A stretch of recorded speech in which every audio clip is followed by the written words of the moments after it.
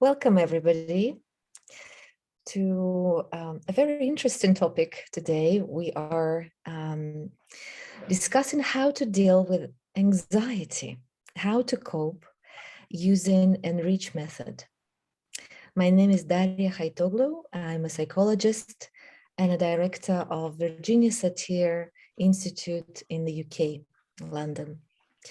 Originally, I'm from Siberia, from Russia. And both sides of my family, father's family, are from Ukraine. Married to a Greek, and we're both British as well by passport. And two of our children were born in Switzerland. And we just moved to Greece, where our little baby girl, Athena, was born 7 months ago.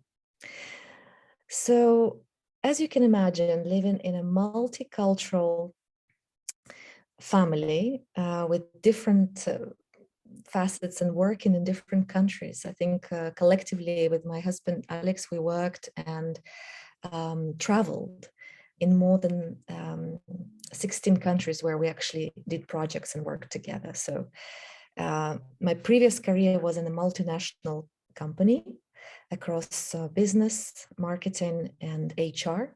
I was head of recruitment for the European office, and I dealt with a lot of anxiety personally. As I call it, I'm part of the insecure overachiever kind of syndrome, people who have high expectations for themselves and others.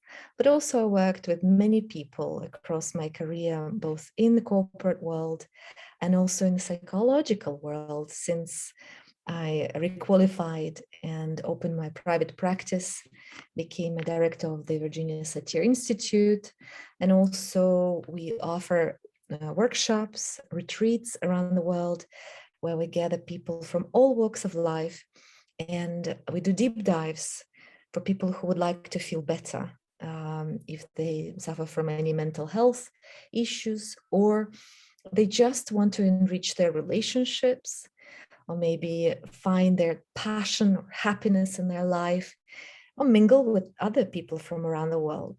We host retreats in Greece, in England. We have workshops all around the globe. So yeah, a lot of material to cover today.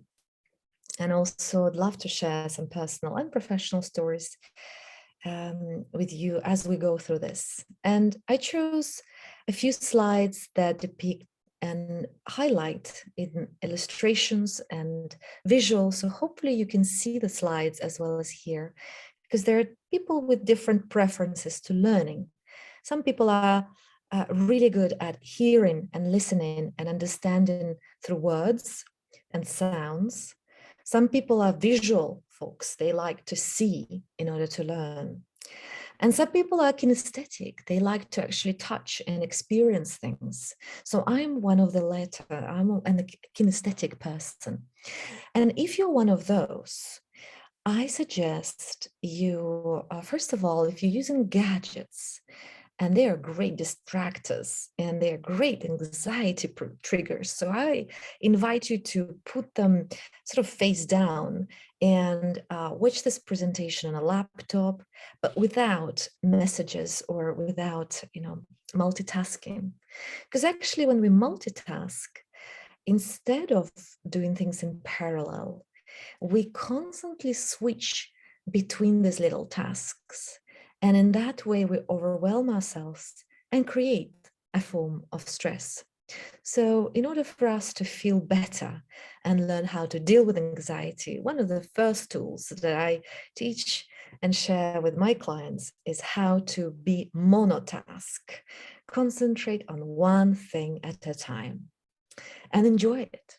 So I invite you to grab a glass of water or a cup of tea, relax in your chair, and hopefully you can watch the slides as well as listen to my voice, and maybe hold something nice in your hands. So I have different things that are kinesthetic. For example, they're nice fabric, or their nice texture, or the things that I really can fidget with, and use my fingers to have that experience and create senses and occupy my kinesthetic intelligence so that it can actually help me learn. So different things for different people. And the first slide, as you can see, I chose from a wonderful artist, Serge Bloch, who writes for and draws for Time. It's actually a piece of art, as you can see, with a red thread. A person on the left, sort of standing there, and the thread is around him. And how we can use this thread, not just being sort of restricted by it, but how can we use this red thread to ride a bicycle of life and learn to be adaptable, flexible, and what Charles Darwin used to call, the survival of the fittest, who are the most flexible and able to cope with life challenges people. So welcome to How to Deal with Anxiety presentation. And anxiety is a normal these days. If you see what's happening in the world, if you open any media, any news, it's full of triggers. So it's today like the most probably important topic. If you Google anxiety, there are millions of clicks. And one of the most prevalent syndromes and disorders or out of order medical conditions or issues that people are suffering from currently is anxiety. So let's just first go a little bit deeper to understand the context that we live in. And here's a slide that I put about COVID. And of course, we cannot not talk about COVID. COVID as an anxiety syndrome symptom. There are new studies that show it's not just COVID anymore. We suffer from anxiety about COVID, whether it's vaccination, whether it's obsessive thoughts about COVID virus, about people who are close to us and whether we should see them or not, social distancing and isolating when unnecessary. If there's disruption in your sleep, if there's bitterness or hopelessness or feelings about the pandemic that you know debilitating and distracting from your daily life, if there is anxiety over daily activities and work, this is what we call COVID anxiety syndrome disorder. And it's quite a new thing, but it's becoming one of the most common anxiety these days because of what's happening with the pandemic all over the world. So this is the context. Of course, when we look at the youth around the world, unfortunately, in the recent study, it showed that approximately 70% of young people reported feeling anxious or very anxious about COVID-19. Now, a lot of it is hyped by the social media, and the youth watch and absorb this more than normal news on TV. Most young people have access to gadgets, and as Facebook started the emoticons and sharing the emotions, let's say, through their platform in 2004, I mean, we're talking about less than 20 years, but over the last 2 decades, generally, social media platforms have really stirred a lot around our emotions. And the anxiety is also part of those emotions, unfortunately. When young people compare themselves to others, or they see all the negative news. So when I work with families, and especially when there are young people, teenagers, I always ask, how much time do they spend on social media and on news and gadgets? And when we look at the practical tools, this is one of the things that we measure, because it's almost proportionately directional proportion how much time we spend on social media and how much anxiety we have in life. Even taking into account all the positive things of social media, all the positive things of connecting with friends and family and seeing lovely pictures and looking at dogs and cats and funny stories. So it's interesting that our brain picks up more on negative rather than positive when there is choice. So we need to be careful what we consume and what we look at, what we hear, and what we touch, and who we're surrounding ourselves with, what kind of people are there, and what kind of toxic or nourishing information we receive throughout the day. When we look at statistics, this is a slide about the pandemic cases. The symptoms of anxiety, unfortunately, disorder increased triple and quadruple for if we compare both anxiety and depressive disorders over the last 2 years.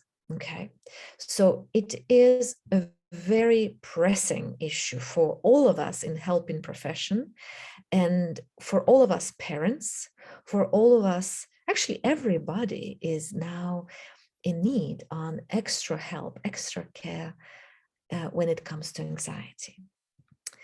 And of course, we're all eco-anxious too. This is a slide with animals. When we look at the global situation with ecosystems and climate change. Last year, when we moved to Greece, we had the scorching temperature and fires around Greece and fires in Siberia. So, and fires in Canada. All these, of course, factors play a role to exacerbate and increase our levels of anxiety. But there's always something we can do about it, because the world, it is like that, and it's not going to be easier to live in our world. So we need to find ways not just to survive, but also to thrive. And how do we deal with our own internal anxiety, and how do we deal with external stress? This is what we're going to be talking about today. When we look at, of course, anxiety, we also need to mention who we are. And if there is minority stress, if people come from LGBTQ plus community, if people come from different minority groups and race and background, it is actually more and exacerbated. The stress and anxiety that people from minority groups experience generally, based on the research we've done across the different fields in psychology, we know that we need to be even more careful when it comes to people of color, people from different places, if they were born somewhere else, if their ancestors are coming from different places and they live in a different place, or if they are in relationship with a different culture. Okay, cultural nuances matter. So we can never overestimate the stress level of living in this multifaceted, multicultural environment. So let's be kind and careful with this thing called anxiety.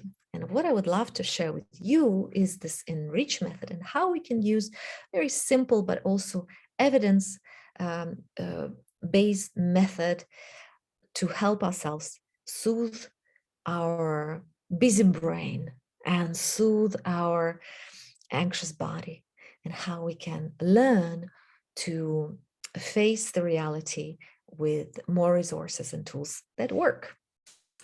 So the Enrich method was created actually based on the systemic work that Virginia Satir, the family therapist, the pioneer in the systemic family field, and she was at the forefront of innovation in her time when it comes to neuroscience, even before the research that we've done in psychology, and also the art of communication as well as body work. So there's three fields: neuroscience, communication, and body work. And in the middle, there's an Enrich method.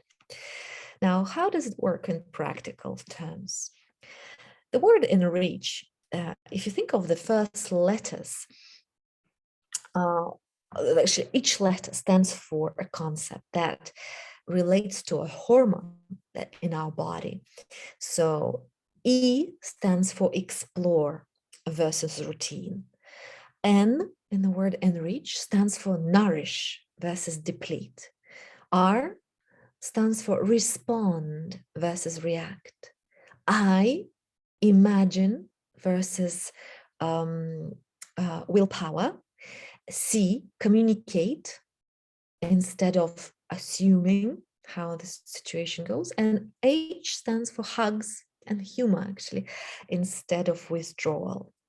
Now, there's a whole science behind it, but I'm gonna share with you what actually happens when we look at this method and start balancing all these interesting hormones that are associated to this concept. So if you can see the slide, it shows the 6 different concepts in the word enrich. So the first is explore. When we explore, there is a hormone called dopamine. Dopamine is a wonderful hormone, and we'll talk a lot about it. And there will be a special presentation on this hormone. It is something that is very important for anxiety, but also in many other forms of mental health issues. In some severe cases, as schizophrenia and bipolar, it also plays a big role. And nourish is fueled by the hormone called serotonin. So we will talk about how to increase serotonin in our system in order to feel more calm and relaxed. Respond is all about lowering cortisol and adrenaline, the hormones of stress. How do we cope with stress better?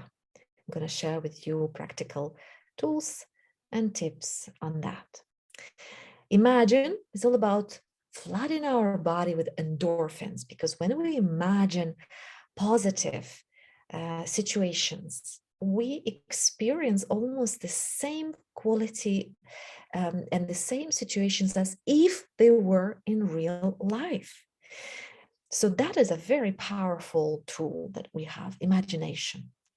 And like Albert Einstein used to say, imagination is more powerful than will, because when we imagine, we can create and structure and actually change physiology of our brain.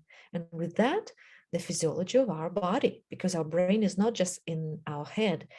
The brain goes in our spinal cord and it goes into our organs. We know that we have intuition as part of our mitochondria in the digestive system. It's like having a cat's brain, it's very powerful.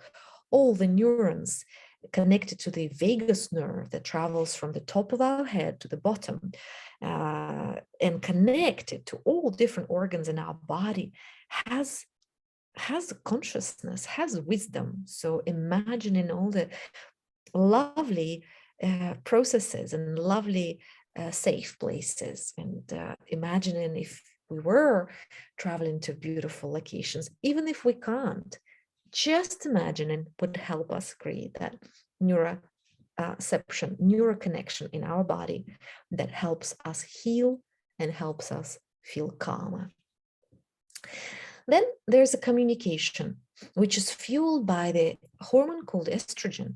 When we communicate calmly, when we learn the art of communication, we balance estrogens, and when we raise naturally, and I'll share with you some of the tips on how to raise estrogens.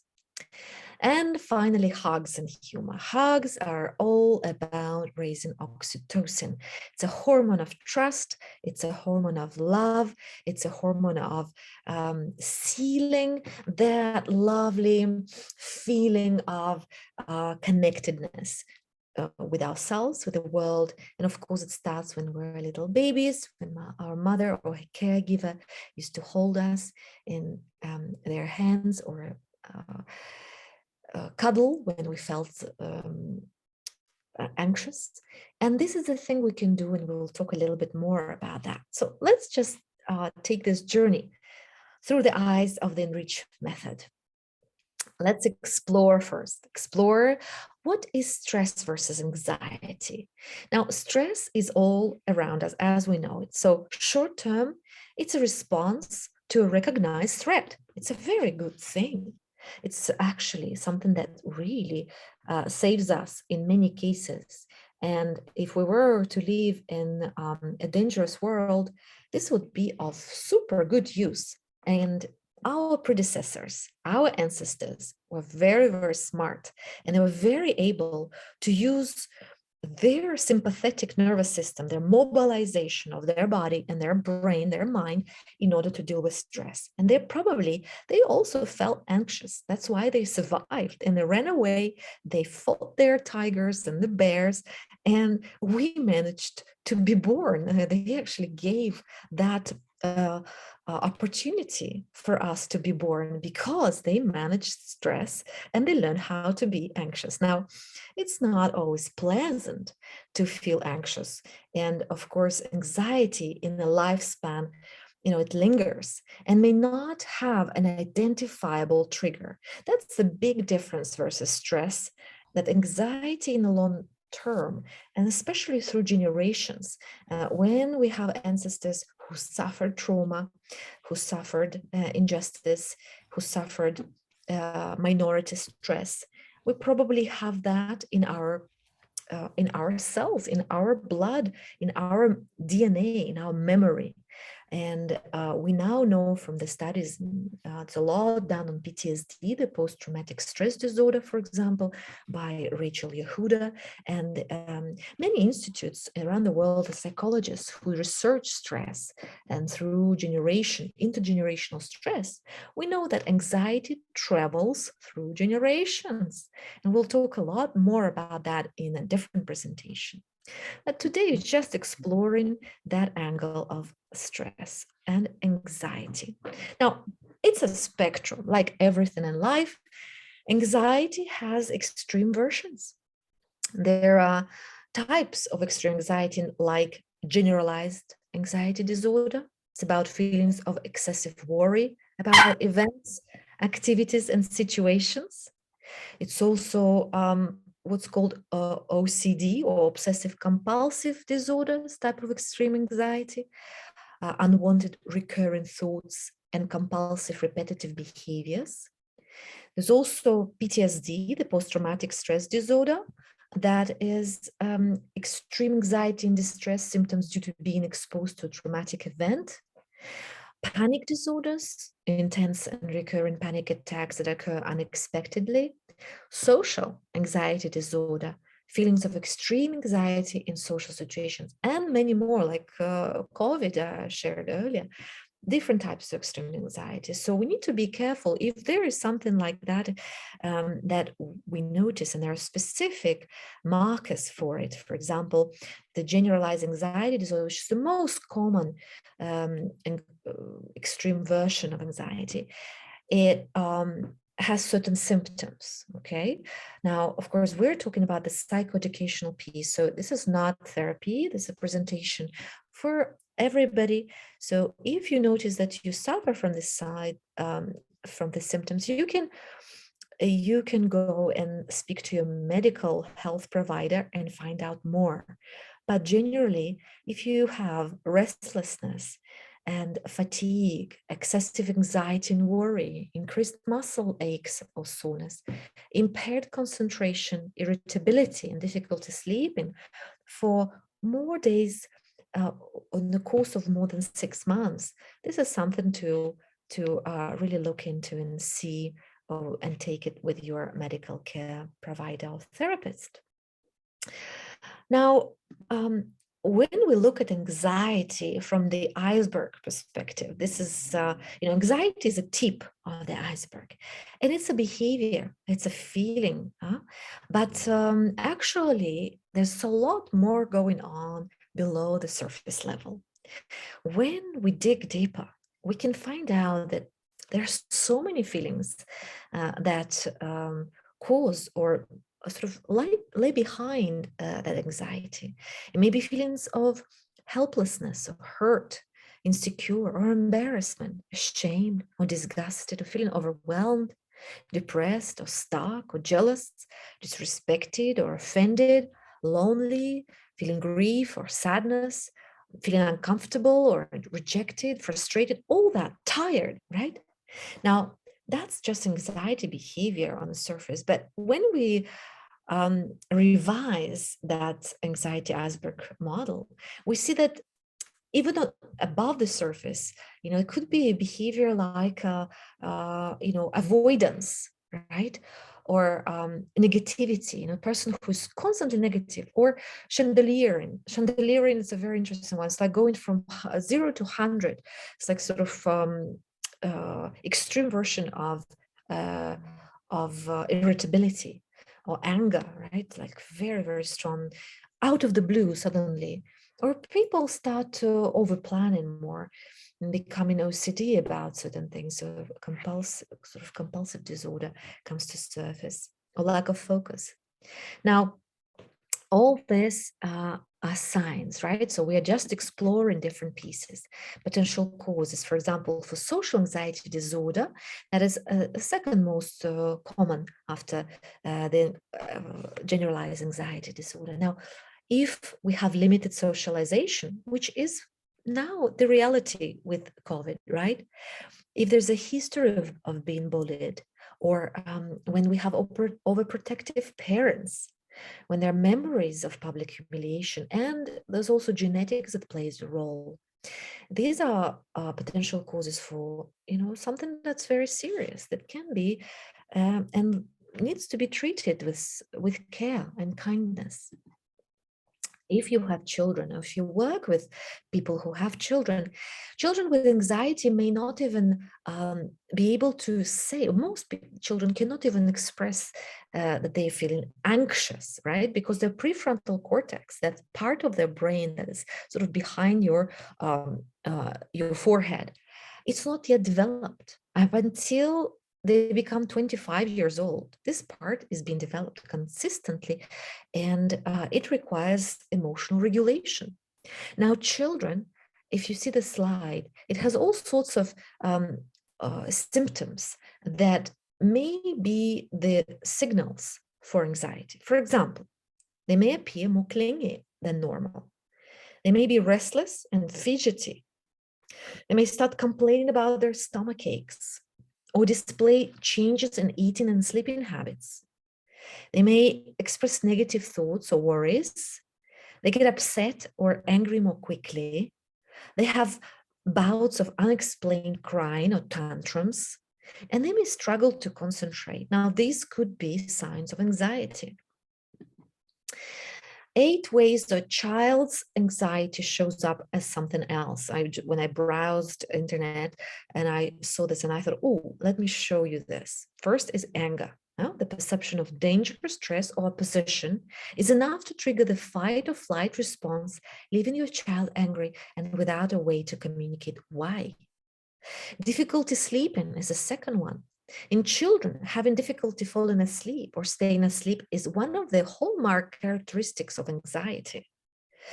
3, defiance, very interesting one.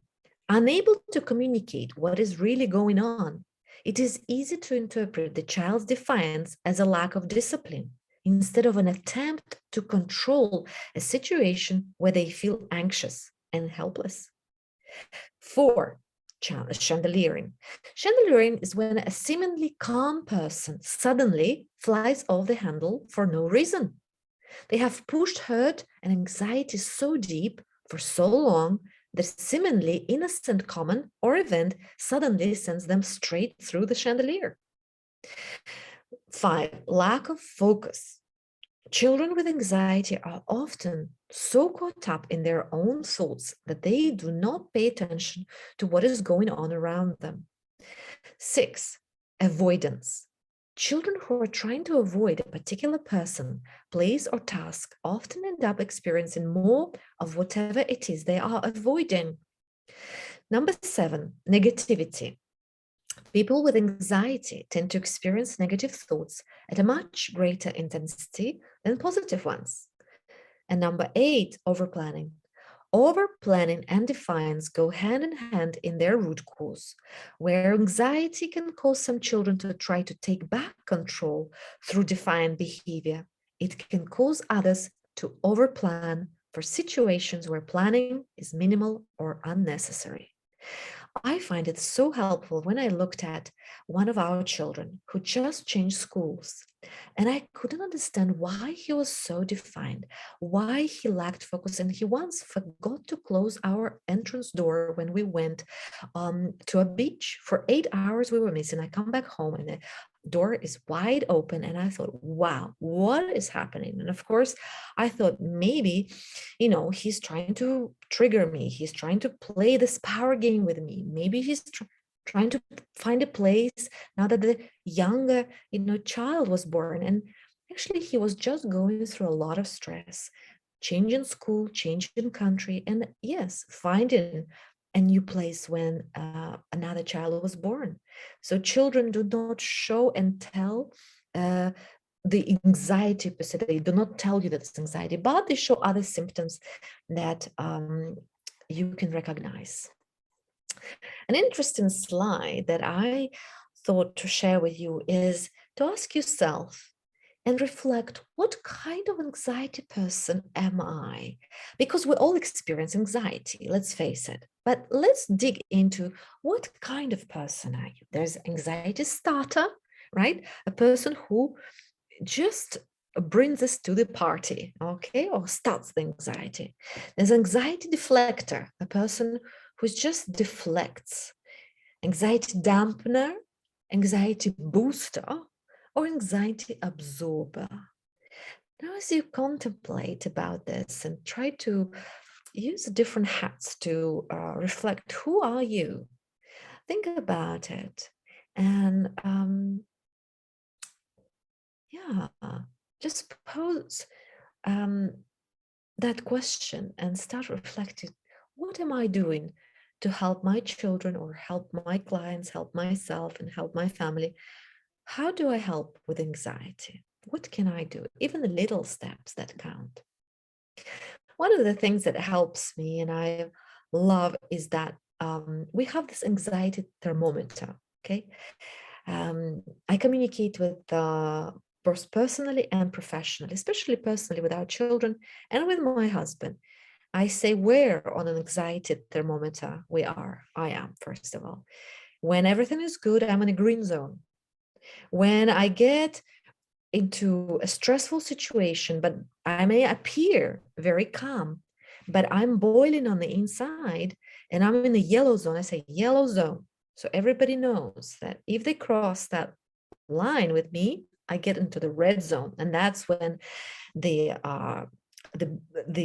big dragon mama comes out.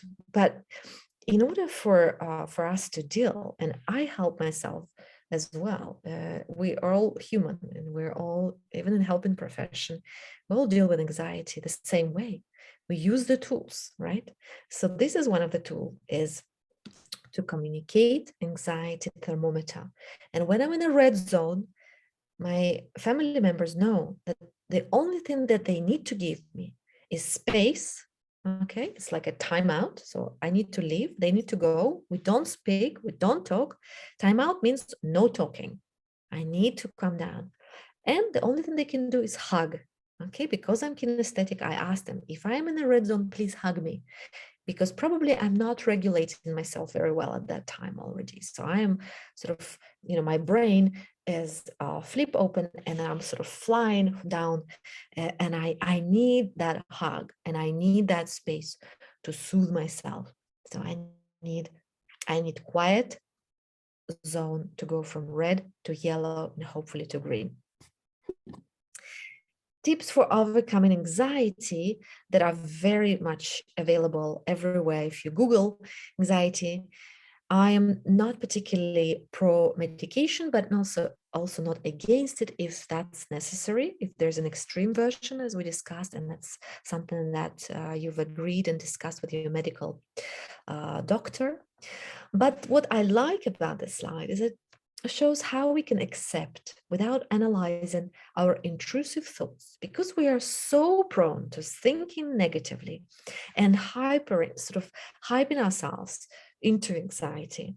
We're all the time worrying, right? Questioning, doubting, is it right? Am I doing right? So how can we just accept? I love this notion of radical acceptance. It's something that when I work with very severe cases of bipolar or suicidal clients, people with extreme version of anxiety, is how do we accept whatever is happening, even our suicidal thoughts, even if when our low self-esteem, on a scale from 0 to 10, how am I doing, and if I move just, if I was 7 and I moved to 6, or if I was 9 I moved to 8, that's great. But even if I'm super anxious, even when I'm very stressed and I've done something bad, I still forgive myself, I accept myself. And this is one of the resources and one of the tools that works wonders. Okay. Another tip is to expose yourself to triggers mildly. Okay. When you're not, of course, in an extreme version of anxiety, but when you're in a emotionally regulated state, it's a muscle. Okay. Anxiety regulation is a muscle that we can develop. And over time, when we expose, and there is a whole therapy that's called prolonged exposure, PE, prolonged exposure therapy, that helps us navigate trauma, extreme stress, anxiety, depression, etc. So it's a really interesting way to expose something we feel anxious about. I mean, people feel anxious about so many trifle things, even like making a phone call or having a birthday party, right? My partner, for example, he doesn't like birthdays, and every time he was born in the summer, and maybe in his childhood, I don't know why he doesn't like his birthdays, and he never celebrates even his anniversaries. So when we started looking into this, and I said, okay, let's just create a little party and expose yourself to triggers. And slowly, we started celebrating his birthday, and he's now doing better. But okay, let's not over demand. Okay, no expectations, just accept whatever it is. And that is a great step towards overcoming anxiety. How to cope with social anxiety. I like the slide because it shows that we can, by avoiding certain things like caffeine or practicing deep breathing, we can also regulate something that is quite serious. And most people hate being in front of other people because it is well, in a way, it used to be a danger, being in front of people causes all sorts of triggers. So how do we embrace, and we take deep breaths, and we avoid things that trigger us? If we take a lot of sugar, let's cut it down. We know that avoiding alcohol also can help us manage anxiety. Quitting smoking or starting exercising. We'll talk a little bit more about exercising in a bit. Now, of course, that is all good, but how do we do with all these worries, the pandemic, the struggles, the taxes, the financial now implications of crisis and wars, and all this going on? And we need help. It is this little child in the inside screaming, "Help! Help!" That's something that I love this slide. It really depicts that we all need a bit of help. And what I would love is for us to, take a deep breath now, connect to our body, find that place inside us as you listen to my voice. And, it's there is always a place where we feel good. There's always a place we can find, either in our imagination or in our past, where we felt safe. There are other things that, small things that can help with anxiety that are very practical. You can phone a friend or have the deep breathing practice or hold on to someone. When we hold on, there's an art of haptics. Our fingers have this uh, uh, little cells that send signals to our brain. When we hold on, especially to a hand, it's soothing. When we hold our hands up and open, we send signals to our brain.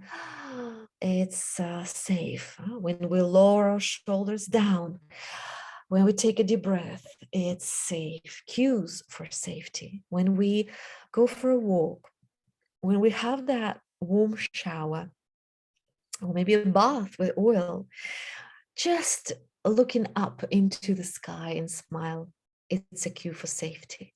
When we engage all senses, imagine the magical garden, or we have this little distractions, even painting nails or having a bit of self-care, walking a dog, petting a pet, even a little bit of TV, it's okay, a distraction, okay, calming music, doing something with your hands, or writing it out, journaling, drinking cold water, sipping through your favorite drink that is soothing, healthy, hopefully not soda, but even soda accepted, just to relax.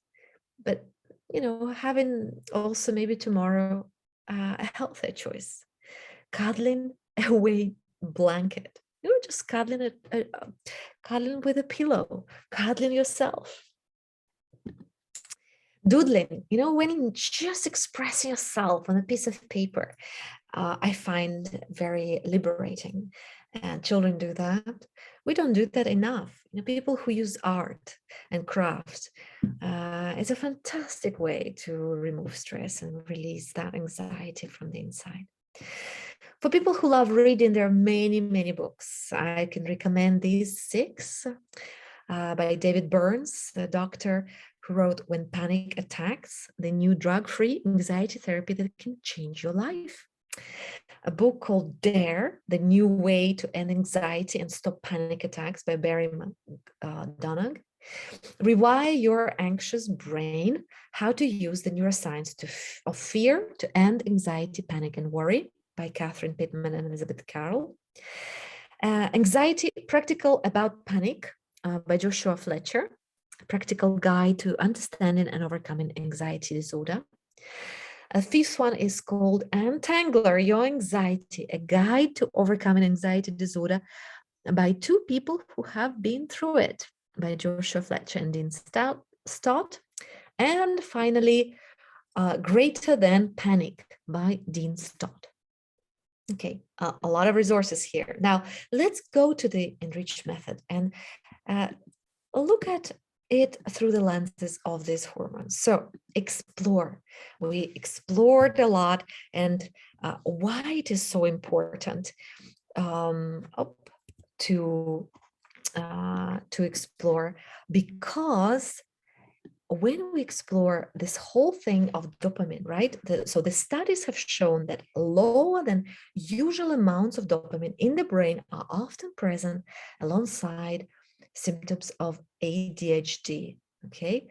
Anxiety, one study linked anxiety to insufficient dopamine in the amygdala, but more studies come to show that when we raise dopamine, we actually can soothe our brain and help it remove the anxiety level. Now, when we nourish, we'll raise our serotonin level. And serotonin level can be raised naturally by exercise. Regular exercise can have mood boosting effects. A healthy diet, foods that can increase serotonin level include eggs, surprisingly, cheese, who could believe, right? Turkey, nuts, salmon, tofu, and pineapple. Very interesting. And meditation. The art of meditation can help release stress and promote a positive outlook on life, which can greatly boost serotonin levels. Now I will have two videos here. I don't know if we have time to watch both of them, but maybe we can share that with you separately as part of this presentation. I love the video about brain-changing benefits of exercise by Dr. Wendy Suzuki. It's part of the TED Talks, and it's one of the videos that really changed my attitude to exercise. I hate exercise, to be honest. I used to run. I did track and field. I was part of the Olympic reserve team when I was little, but since then I stopped exercising. But when I watched this video, I started exercise again, and I would love to share this with you. I don't know if it would work, but let's see. Yeah, αυτό είναι το About You. This is the one. How do we switch this? Okay, let's see. This is not the video, but maybe it will start soon. Oh, no. Okay, no, that's not. Okay, so let's just hope that we can share that. But if you Google Wendy Suzuki TED Talk, you will see this video, and it's like almost 20 million views, and it's really, really worth watching. Okay, let's talk a little bit about respond. Respond is about how do we reduce cortisol level naturally. The cortisol level, and cortisol is a hormone of stress. When we eat a whole food, plant-based diet, it's one of the ways to reduce cortisol levels naturally.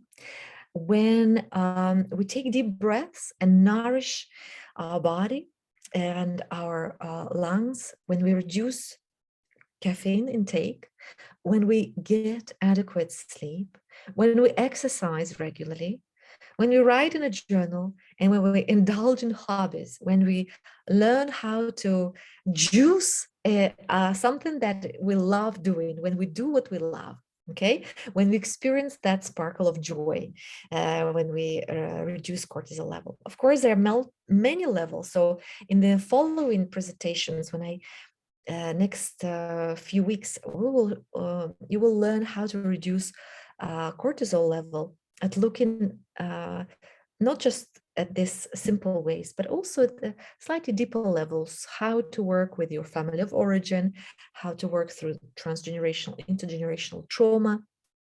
But for now, I would like to share these 8 very simple ways for you to reduce your cortisol level naturally.